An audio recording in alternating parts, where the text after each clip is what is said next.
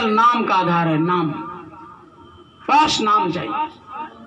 नाम क्या है? नाम रहा सतगुरु अधीना, और सतगुरु बिन कोई नाम न चिन्हा। बिना सतगुरु के कोई चिन्ह नहीं सकता, उस मालिक को प्राप्त नहीं कर सकता बिना नाम।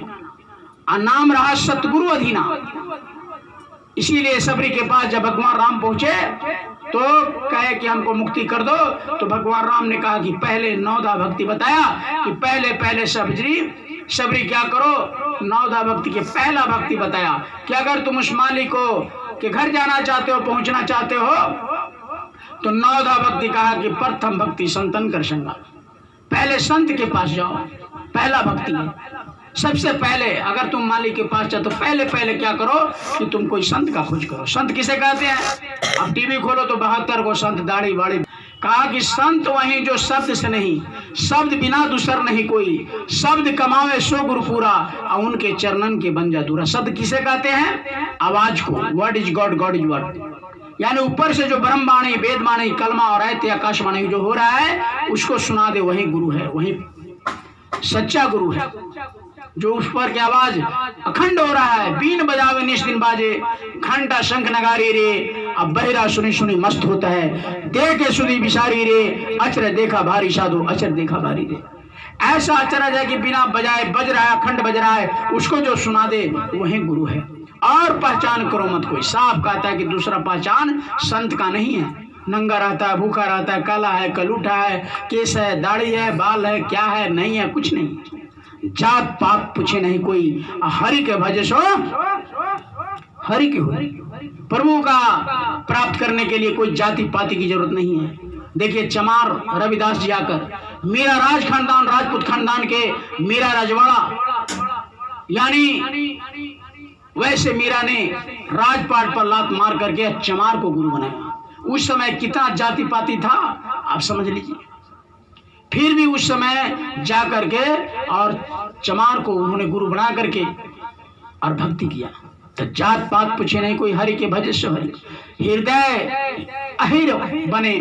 गोस्वामी जी महाराज पंडित में आ गए, सबरी भिल्ली जाति में आकर के, और गोस्वामी जी पंडित जाति में आकर, सब जात में आकर संत दिखा दिया कि जात पात उस मालिक को प्राप्त करने के लिए जरूरी नहीं है, भाव की जरूरत है।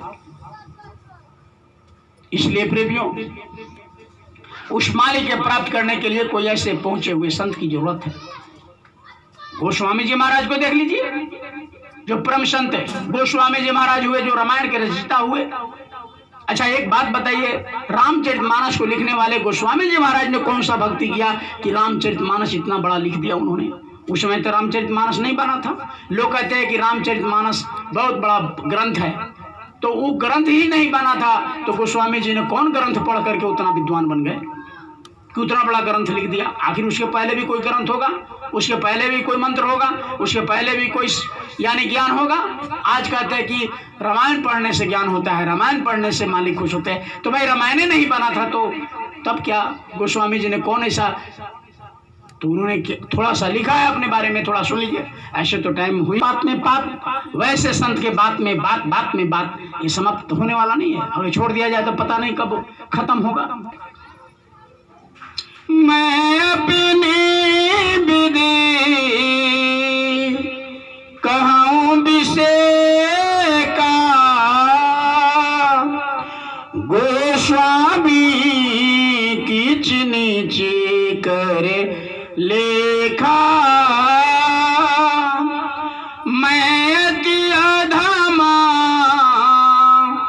अचेत बूझा, संत शरण कुछ मोहि को सूझा। कहते मैं अधम था, नीच था, मुझे कुछ होश हवास नहीं था, लेकिन मुझे संत शरण सूझा, थोड़ा समझ में आया। कहा कि मैं तो अबूझ था, अचेत था, मुझे कोई अंदर में ज्ञान नहीं था, लेकिन मालिक की कृपा दया हुआ कि संत शरण मोहि सूझा, थोड़ा सूझा। मैं पुनि संत शरम सम नाही, कहते हैं कि संत के शरण के लायक भी मैं नहीं था। संत शरण तो सुझा, उनकी महिमा तो हमको समझ में आया कि संत की महिमा बहुत है, लेकिन मैं उनके लायक ही नहीं था। मैं अति नीचा, कहा कि मैं अति नीचा, अति कहते हैं कि नहीं कहता अति कदर, मैंने एकदम छोटा हूं। मैं पुनि संत शरम सम नाही, संत दयाले दया के साईं। कहते कि संत दयालु होते हैं। मैं तो नीच था, अधम था, अति नीच था, लेकिन संत ने साईं होते, साईं मतलब भगवान, कथी के दया, दया के भगवान होते हैं, मुझे अपना लिए। लेकिन मैं संत के शरण के लायक नहीं था, उनके चरणों के लायक नहीं था। आगे क्या लिखते हैं प्रमाण के साथ, अब आगे का सुनाओ विदाना, वाकी कहूँ देई परमाणा। प्रमाण के साथ आगे का विधि बता रहा हूं, प्रमाण के साथ। राजापुरी जमू नाके तीरा, गोस्वामी जी का बयाऊ शरीरा। का प्रमाण के साथ दे रहा हूं ताकि कोई भ्रम न करे कि मेरा शरीर का ये जन्म राजापुर में हुआ।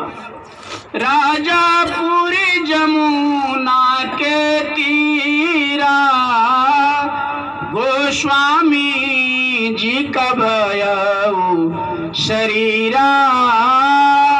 बीदी बुंदेल खंडे ओही देसा, चित्रकूटी से बीच 10 कोसा। बयऊ जनमा सोई कहूँ बुझाए, बाल बुद्धि विधि दर्शा। ओ कहते कि बाल बुद्धि, राजापुर जन्म में, राजापुर में जन्म हुआ। चित्रकूट से 10 कोस बुंदेलखंड से राजापुर 10 कोस है, और वहीं राजापुर में 10 कोस बुंदेलखंड से जमुना के किनारे छोटा सा गांव राजापुर में मेरा जन्म हुआ। और बाल अवस्था है। एक बार घटना घटी, जब बाल अवस्था से किशोर अवस्था हुए तो पहले औरंगजेब जी समय गोस्वामी जी का जन्म हुआ 16वीं शताब्दी में, 1589। अभी सुनबे किए हैं, 1589 में जन्म हुआ उनका। उस समय औरंगजेब का शासन था। औरंगजेब क्या करता था, हिंदुओं की लड़की को, सानी को, डोली को, जब शादी होता था डोली को घिरवा लेता था और डोली मंगवा लेता था। तो इसलिए लोग शादी ब्याह में पूरे फौज फाटे के साथ जाते थे कि उसका सेना आएगा तो उसे आक्रमण करेंगे, अपने बच्ची को जाने नहीं देंगे। उसका भी उसी तरह जमुना के उस पार में सगाई हो गया था। तो उनके खेलने वाले साथियों ने कहा कि अरे उसी गांव में तुम्हारा शादी होने वाली लड़की है। अब गोस्वामी जी महाराज को इच्छा हुआ, चले गए।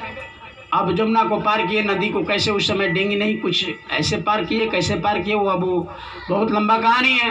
अब कैसे गए, सांप लटक कर क्या हुआ, मुर्दा को चढ़ करके, ये सब कहने की जरूरत नहीं है। सीधे मैं जो कहना चाहता हूँ उस बात पर आता हूँ। जैसे वो पहुंचे आंगन में, लड़की से जब मिले, होने वाली पत्नी से, पत्नी ने हैरान हो गई कि अरे ये जमुना तुमने कैसे पार किया, और इस रात में तुम आ गए, कोई देख लेगा, क्या कहेगा, जल्दी निकलो यहां से।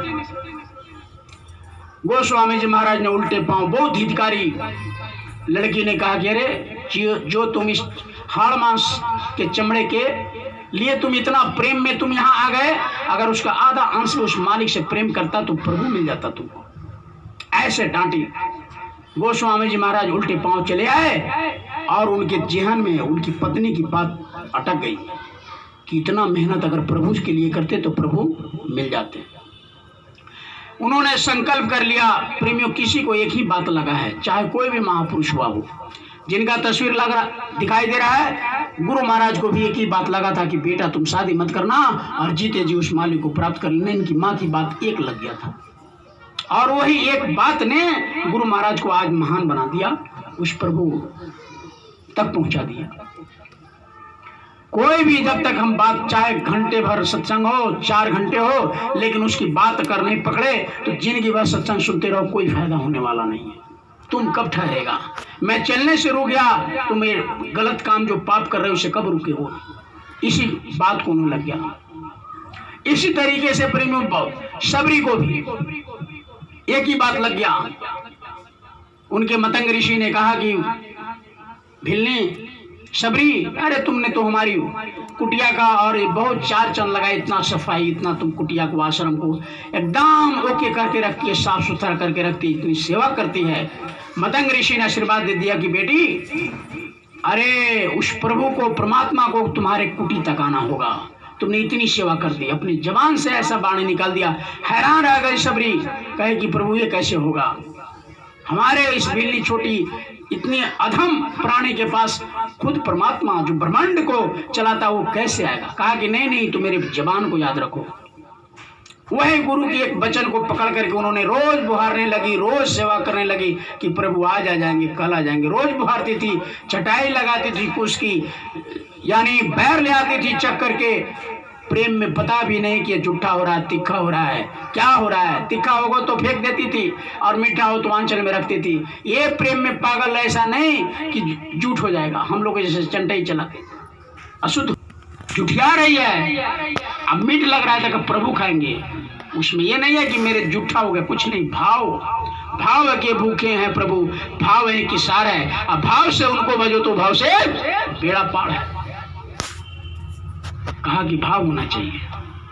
उसी तरीके से जब पहुंचे कृष्ण भगवान कहाँ? विदुर के घर। तो विदुर के घर गए तो उनकी पत्नी जब जान गई कि हाँ प्रभु आ गए।